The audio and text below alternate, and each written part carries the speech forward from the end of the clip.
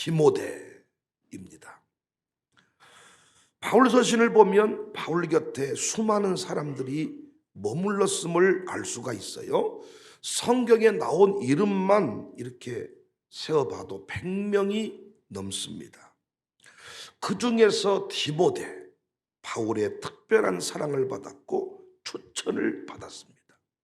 바울은 왜 수많은 사람 중에 디모데를 사랑하고 신뢰했을까요?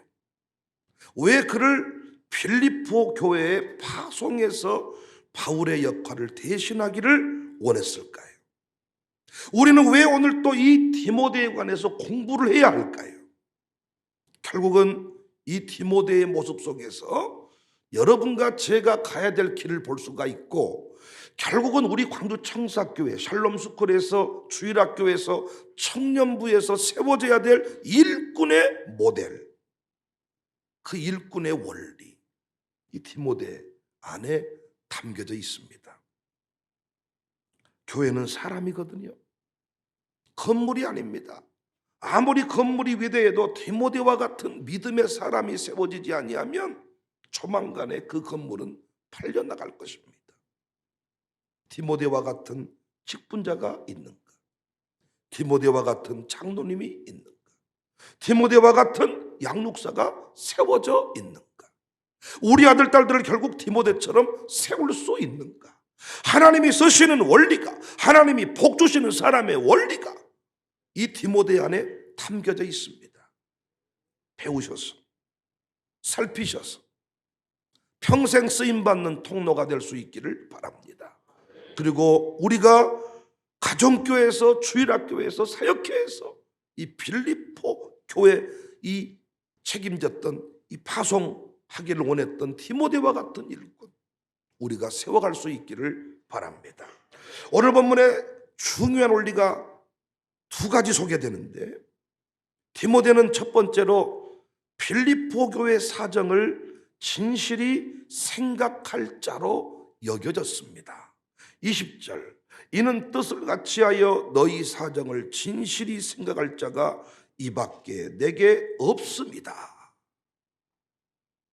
다시 말해서 바울을 대신해서 빌립보 교회를 가장 사랑하는 사람이 누구였냐? 디모데였다는 거예요.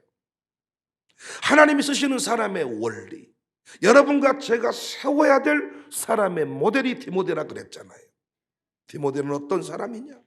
외적 조건이 화려한 사람이 아니었습니다. 오히려 디모데는 여러 기록을 참조해 보면 소심한 성격이었고, 몸도 약했고, 나이도 젊었다. 어떤 인생의 경륜이 꽉 찬 사람이 아니고 젊은 사람 이쪽에 속했습니다. 그런데 그 바울이 이렇게 귀하게 쓰임받게 된 것은 교회를 사랑하는 마음이, 교회를 사랑하는 신앙이 그에게 있었다는 것입니다. 다른 것은 조금 빛을 내고 연약할지라도 교회 사랑 신앙은 1등이었다는 것입니다. 사랑하는 성도님들, 하나님은 나이대로 쓰시는 분이 아니고 심장을 보고 쓰시는 분임을 믿으시기를 바랍니다. 결국 역사의 중심에 서는 사람은 하나님을 사랑하고 교회를 사랑하는 사람입니다. 저는 오래전부터 쓰임받고 싶냐, 승리하고 싶냐, 선조들의 5대 신앙을 배워라. 5대 신앙을 배우면 어디를 가든지 승리할 것이다. 그 5대 신앙 중에 하나가 교회 사랑 신앙입니다. 교회 사랑 신앙이 뭡니까? 화장실 청소 잘하는 겁니까? 제가 어제 은혜채플 화장실을 가봤더니 화장지에 똥 묻은 화장지들이 넘쳐나고 있더라고요. 김주성 강도사님 어젯밤에 신방하려다가 참았습니다. 오늘 주일학교 아침 예배 드리는데 그렇게 똥기저귀가, 똥 화장지가 돌아다니는 모습을 보니까 조금은 실망스러웠어요. 물론 교회를 사랑하는 사람들 보면 화장실 청소를 열심히 하고, 교회 건축할 때 집을 바치고 놈 바치고 교회 사랑 신앙일 수 있습니다. 그러나 진정한 교회 사랑은 건물이 아니라 그랬잖아요. 건물에 갇히는 신앙이 아니라 그랬잖아요. 진짜 교회 사랑 신앙은 교회의 공예배와 예배당을 사랑했던 이유는 그곳에서 은혜를 받고 말씀을 배우는 자리이기 때문에, 단순히 건물, 시멘트, 콘크리트, 벽을 사랑한 게 아니에요.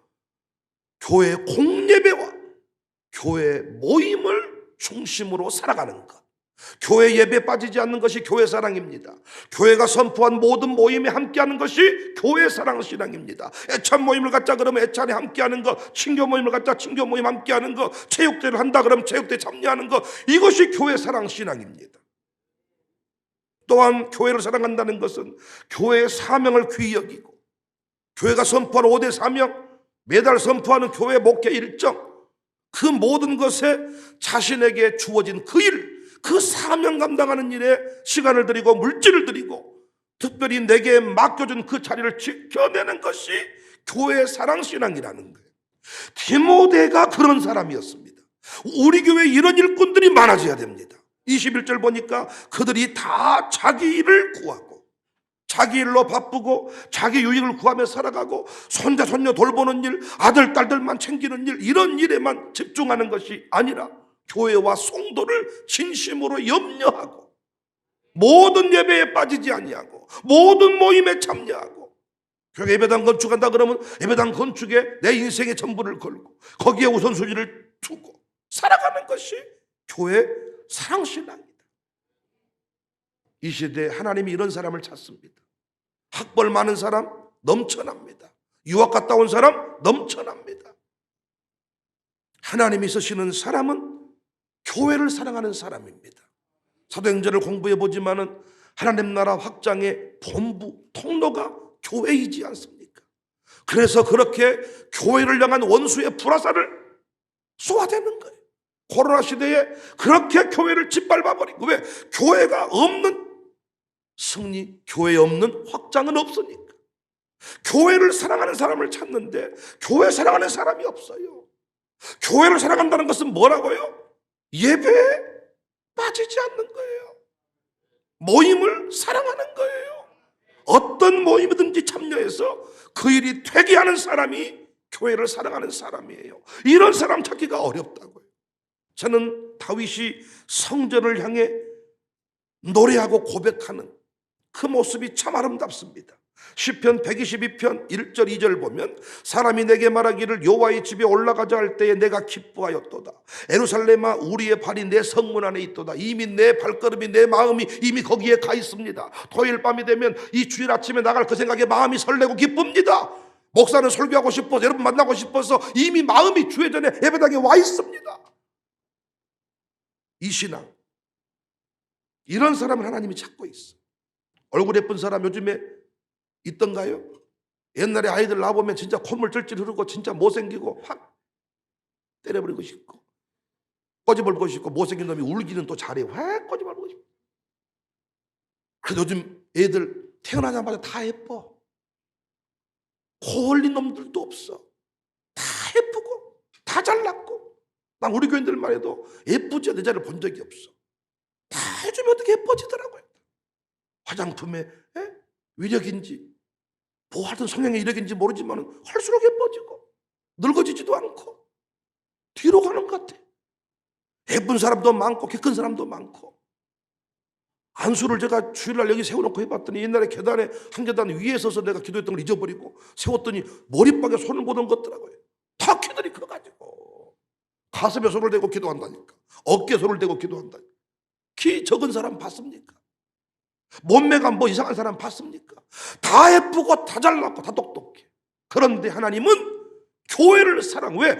교회를 통해서 영광의 역사가 펼쳐지고 교회를 통해서 영혼을 구원하기 때문에 교회를 사랑하는 사람을 찾는데, 교회 사랑하는 사람이 이 시대에 디모데가 없어요. 디모데가 없어요. 시편 122편 6절 이하를 보면 예루살렘을 위하여 평안을 구하라. 예루살렘을 사랑하는 자는 형통하리로다. 내 성 안에는 평안이 있고 내 공중에는 형통함이 있을지어다. 광주 청사교회를 통하여 평강이 흘러가고 형통이 흘러가고 여러분 기업을 지켜준 것은 이 교회가 눈물로 기도하기 때문이지. 코로나 시대에 여러분이 무슨 방역조치를 잘하고 뭐 백신 맞았기 때문에 지켜준 게 아니다는 거예요. 교회가 기도하니까, 교회가 간절히 기도하니까, 교회 주보 여러분의 기업이 나오니까 나는 진짜 교회 주보에 자기 기업 이름이 나오는 사람들은 교회 신앙생활 똑바로 해야 한다고 생각합니다. 11월 종금 똑바로 해야 한다고 생각합니다. 인간적인 도리를 생각하더라도 수많은 기업, 수많은 직업 중에 어찌 당신의 기업이 주보에 매주 나올 수가 있냐는 거예요. 감격이 있는가? 아직도 교회의 영광을, 이 교회의 이 축복 기도를 우습게 여기는가? 교회와 연결된 나의 기업, 교회와 연결된 내 인생, 교회와 연결된 내 아들, 딸들, 하나님이 결코 쓰러지게 그냥 두지를 않습니다. 선교 역사에 쓰임받은 나라가 전쟁으로 초토화된 적이 없어요.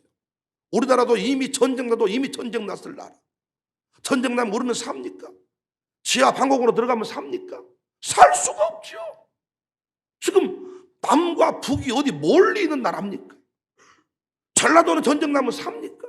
부산은 삽니까?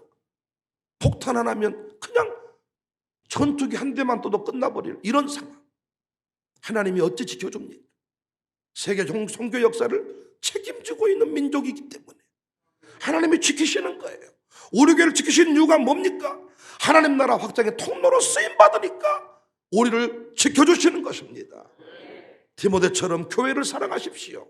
교회를 염려하십시오. 교회 모든 모임에 참여하십시오. 모임에 참여하려면 내 삶의 스케줄을 포기를 해야 돼요. 내 삶의 스케줄을 포기하는 것이 내 인생을 포기하는 것이 아니라 오히려 내 인생을 빛나게 하는 일임을 여러분이 지켜보십시오. 못 지킵니다.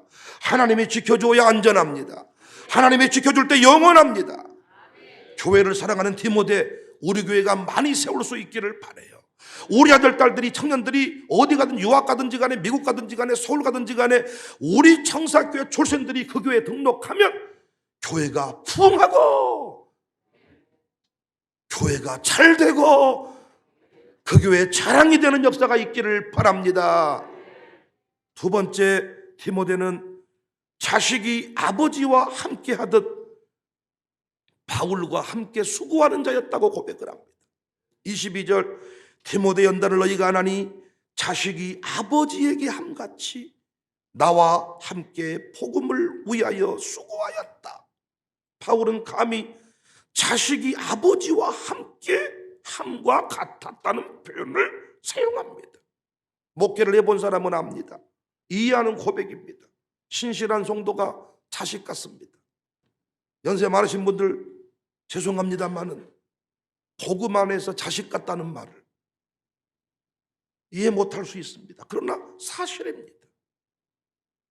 예수님 제자들을 파송하시면서 합당한 자를 찾으라 그랬어요.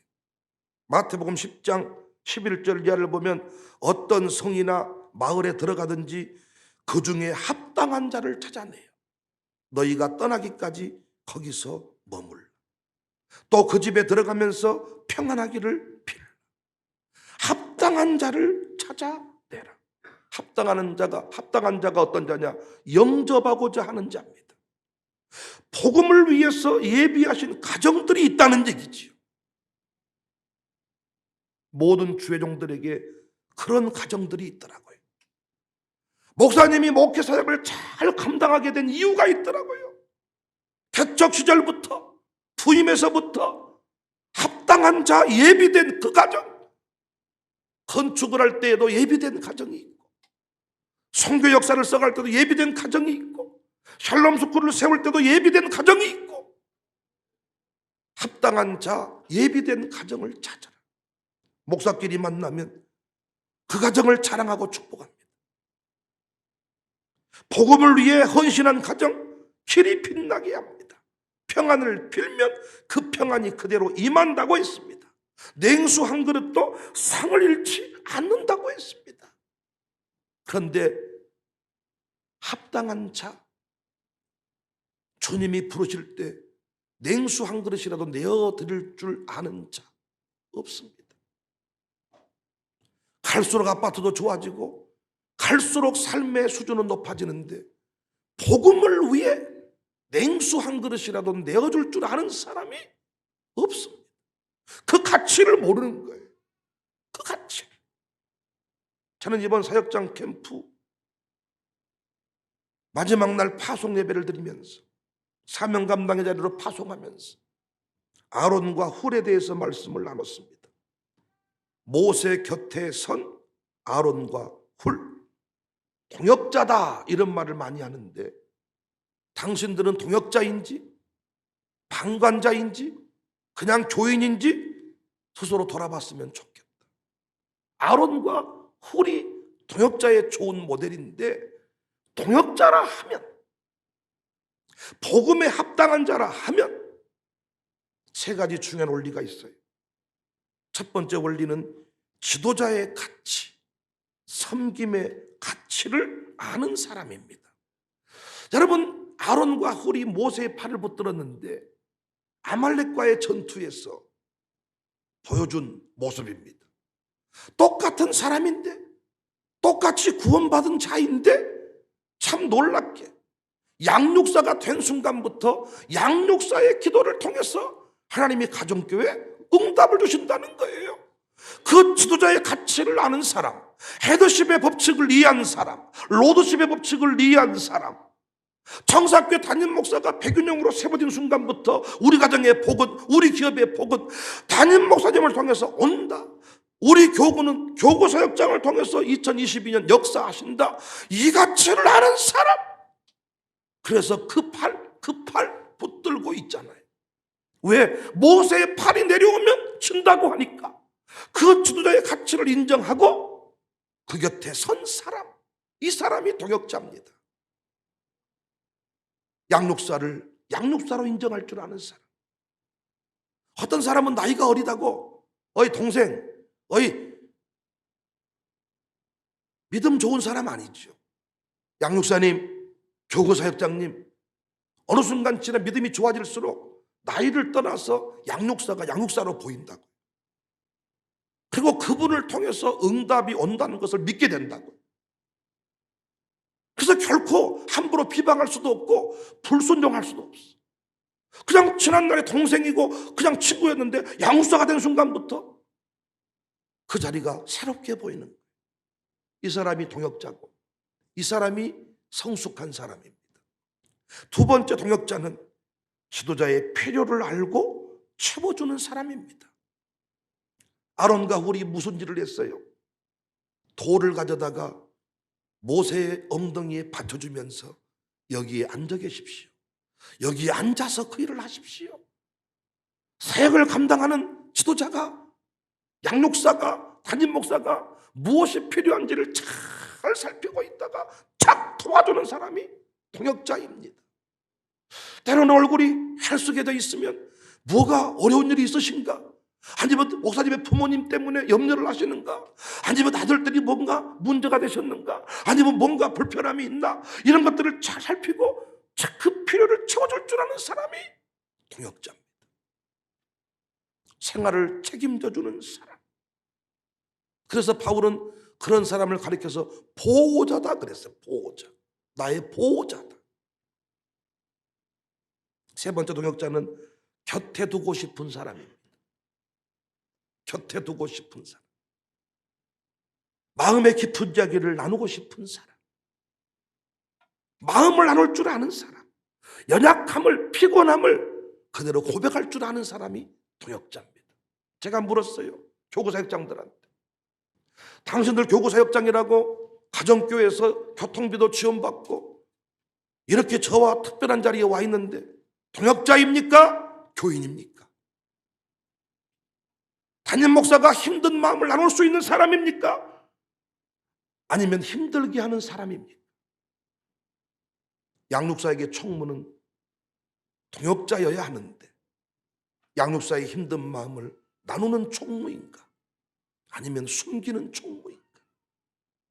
이걸 확인해 봐야 돼. 디모데가 바울에게 그런 동역자였다는 것입니다. 예수님은 사역하는 동안에 스스로 자신을 위해서 아무것도 가지지 말라 그랬어요. 아무것도 가지지 말라. 합당한 자를 통해서 그 모든 것을 공급받게 하신다. 파송받은 주의 종은 자신을 위해 사는 자가 아니고 복음을 위해 사는 자니까 그 복음을 위해서 헌신하는 주의 종, 양육사, 교육사, 어떤 사람이든지 간에 그 일을 위해 부름받고 쓰임받은 사람을 돕는 인생이 되라는 것입니다. 저는 목회의 핵심을 디모데와 같은 장로, 디모데와 같은 교구사역장, 디모데와 같은 양육사를 세우는 데 있어요. 하나님의 꿈은 온 천하의 복음을 전파하는 것, 온 천하의 복음이 전파되는 것. 그래서 그 복음 증거에 쓰임받는 사람이 누구이든지 간에 도와주는 사람, 그 가치를 아는 사람, 그 사람이 이 시대의 디모데다. 어젯밤에도 돌아오자마자 한국 소방선교회 특별 기도회를 우리 전남 소방선교회 주관으로 드렸습니다. 우리 박예열 장로께서 전남 소방선교회 회장이신데 주관해서 예배를 드린다고 저에게 설교를 부탁했습니다. 다 모일 수 없으니까 화상 주민으로 은혜채플에서 이상한 목사가 도와 그 예배를 드렸습니다. 그 예배를 주관하고 준비하는 박예열 장로가 참 저는 자랑스러웠습니다. 직장에서 신자라는 것을 드러내지 않고 사는 사람이 많은데 기독선교회 회장이 돼서 전국을 상대로 예배를 인도하는 장로가 저는 자랑스러웠습니다. 그래서 제가 설교를 기쁨으로 했고, 모든 장비를 아끼지 마라, 모든 카메라, 모든 장비를 다 동원해라. 어젯밤에는 박예열 장로가 저를 대신해서 복음을 증거하는 일에, 예배를 인도하는 일에 선 거죠. 그래서 저는 어젯밤에는 박예열 장로의 협력자가 된 거예요. 그 일이 잘 되도록 축복을 한 거예요. 제가 감히 전국에 있는 회원들에게 박예열 장로가 얼마나 멋진 사람인지를 소개해 줬어요. 박예열 장로를 제가 존경한다고 말했어요. 여러분이 축복해 주면 박예열 장로가 회장을 잘 감당할 것입니다. 제가 축복해 줬어요. 박예열 장로가 그 자리에서 나를 대신해서 쓰임 받은 거니까 누구든지 간에 복음 전하는 자리에 섰습니다. 그 사람을 축복해 주라는 거예요. 저는 금요일 날 교구색장 캠프 연합예배는 이상한 목사가 본교회에서 설교한 영상을 유튜브 상에서 받아가지고 전체를 보아두고 사연은 제가 보고 설교 시간에 그 영상을 말씀을 듣고 제가 기도했습니다. 본교회와 우리가 잠시 떠나 있지만은 다른 말씀을 받아 먹으면 안 되잖아요. 제가 이 자리에 있었으면 그 말씀 받아 먹고 기도했을 거잖아요. 하나님은 실수하지 않는데 그 부목사이지만 이상한 목사를 통해서 우리에게 필요한 말씀을 주었으니까 우리가 몸은 떨어져 있어도 같은 말씀을 받아 먹어야 되잖아요. 저는 지금까지 장례식장에서 부목사를 축도시키는 경우 본 적 없습니다. 담임 목사가 사회 보고 부목사가 축도하세요. 반대 아닙니까? 부목사가 사회 보고 담임 목사가 축도합니다. 어른이 축도합니다. 저는 부목사, 복음으로, 복음의 통로로 세움받은 부목사, 저는 은혜 받을 준비되어 있습니다. 여기 있는 담임 목사를 그냥 인간적인 눈으로 바라보는 것이 아니라 하나님 나라 확장을 위해 부흥의 통로로 쓰시는구나. 그러면 그 걸음걸음 하나하나, 스케줄 하나하나를 가슴에 새겨두었다. 내가 무엇을 도와야 될까? 소원할 때가 언제냐? 내가 어디서 못하고 있는지도 몰라. 그래서 제가 그 시간쯤 되면 광신대 강의를 하고 있겠다. 이 시간쯤 되면 국동방송 가 있겠다. 전혀 마음에 관심도 안 두었다가 밑도 끝도 없이 문자를 보내고 밑도 끝도 없이 전화를 할 때 저는 언제든지 전화가 열려 있습니다만은 동역자라는 사람이 그렇게 할 때 조금 마음이 섭섭하고 조금은 조금 그렇더라. 다 신학교 가라는 얘기는 아니죠. 다 저랑 동역하자는 얘기는 아니죠. 각자의 삶의 포지션이 있습니다. 그러나 최소한 목사의 사역을, 왜? 여러분을 대신해서 제가 그 자리에 가 있는 거니까. 어젯밤에는 저를 대신해서, 우리를 대신해서 박열이라는 사람이 그 자리에 가 있는 거니까. 대표 선수. 정치판에 우리를 대표해서 누군가가 나가 있다면 정치판을 바꿀 때는 우리가 그 사람을 향해 응원단이 되어줘야지요. 우리를 대표해서 그 자리에 가 있는 사람, 유학을 다 가지 못했습니다. 우리 아들 딸들 대표해서 민주와 현욱이가 유학 자리에 가 있다며 샬롬 숙군에서 우리는 다 그의 응원단이 돼야 된다. 저는 어젯밤에 이빨을 닦으면서 문득 떠오른 생각, 앞으로 10만 원 헌금 사역회를 만들어야 되겠다. 10만 원 헌금 사역회. 무슨 말인가? 제가 앞으로 예부 사역을 많이 할 것인데 그 예부 사역에 동행하는 사람들, 시골교회 집회를 가든 어디를 가든지 간에 어디 가든지 간에 10만 원씩만 헌금해 주면 좋겠다. 50명 모이면 500만 원, 100명 모이면 1000만 원. 우와, 앞으로 내가 어디를 가든지 간에 10만 원 헌금 사역회가 있으면, 이번에도 담양 복상교회 급여 철야 집회 가는데 제가 가서 또 그곳에 감동이 된, 우리 교회보다 큰 교회일 수 있고 선배교회이지만은 감동이 될 때 10만 원 후원 사역회, 10만 원 헌금 사역회, 30명만 가도 300만 원이더라. 50명 가면 500만 원이더라. 100명 가면 1000만 원이 모이겠더라. 1000만 원, 1억, 특정인 한 사람이 다 헌금하는 것 말고, 어떤 교회는 목사님이 부자를 데리고 다니면서 부자, 이 교회 에어컨 해주세요, 자동차 해주세요, 그분이 부자가 다 해준대. 교회 전체가 기쁨이 있을 것 같지는 않아요. 그러나 우리에게 100만 원, 1000만 원 없어도 10만 원은 드릴 수 있으니까 앞으로 이런 사역회가 있으면 좋겠다. 엄청하면 크게 할 줄 알았는데 이렇게, 목사님은 형편을 너무 모르신 것 같아요. 10만 원이 장난인 줄 아십니까? 그만 좀 하세요. 뭐 이런 표정이어서 죄송합니다만은, 하여튼 제가 때가 되면 하겠습니다.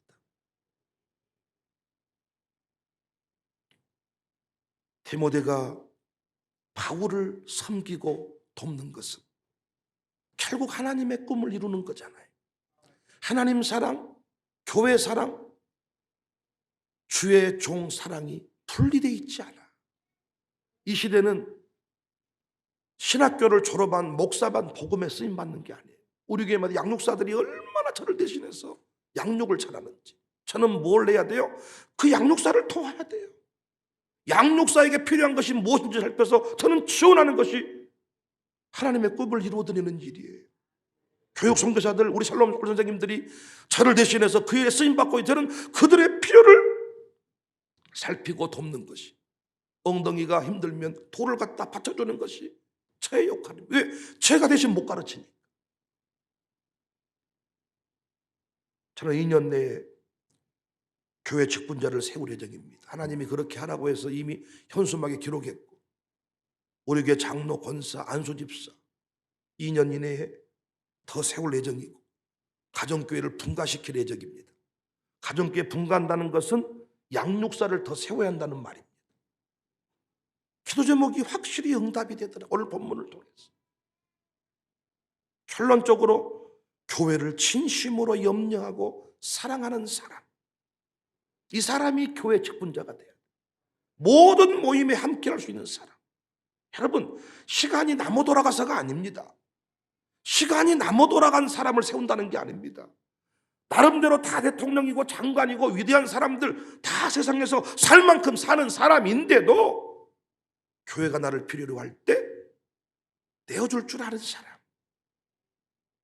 장로교 목사는 장로하고 놀아야 되는데, 목사가 필요할 때 장로님들이 곁에 서 있어줘야 되는데, 많은 교회는 주중에 무슨 행사를 해보면 장로님이 없더라고요. 최소한 다른 사람은 몰라도 목사가 3번 예배를 인도하면 그 3번 장로님이 곁에 설 수 있어야 되는데 그렇게 하지 못하더라고요. 혹시 남자들 중에 장로를 꿈꾸고 있는 분이 있다면 그 신앙 결단하세요. 저는 여러분을 다 직장 출근하는데 싹 빼서 나만 따라다 이렇게 말하는 게 아닙니다. 필요한 자리에, 정말 영적인 전투를 치열하게 해야 되는 자리에 새 가족이 위로가 되지 못해요. 장로님이 곁에 서서 함께할 때 위로가 돼요. 진짜 교회의 중요한 재정 문제를 해결해야 될 때 새 가족한테 그 마음을 나누지 못해요. 우리 장로님들, 제가 집을 잡아서 돈 가져와라 한 적은 없어요. 그러나 제가 새 가족한테 장로님, 성도님 집 좀 잡힙시다. 할 수 없어요. 내 사택 내어놓을 테니까 장로님도 집 좀 내놓으세요. 이렇게 말할 수 있는 사람이 장로입니다. 교회를 진짜 염려하는 사람, 어디든지 동행할 줄 아는 사람, 우리 교인들을 목사같이 사랑할 줄 아는 사람, 그래서 어떤 모임에 가든지 간에 어울릴 줄 아는 사람, 이분이 장로님이시지요. 주일학교의 모임에 가도 그 주일학교를 사랑할 줄 아는 사람, 청년부 모임 가도 청년부를 사랑할 줄 아는 사람, 그 모임을 위해서 기꺼이 내가 채롱을 필요하면 채롱을 떨어줄 줄 아는 사람, 그분이 장로님이시지요. 이런 양육사, 이런 권사님, 이런 안수집사 세우기를 원해요. 성경에 보면 기준표가 분명합니다. 두 번째 결론은 복음을 위해 헌신하는 사람, 영적 질서를 아는 사람, 헤드십의 법칙, 로드십의 법칙. 박예열 장로가 선봉에 서면 그를 지지할 줄 아는 교회.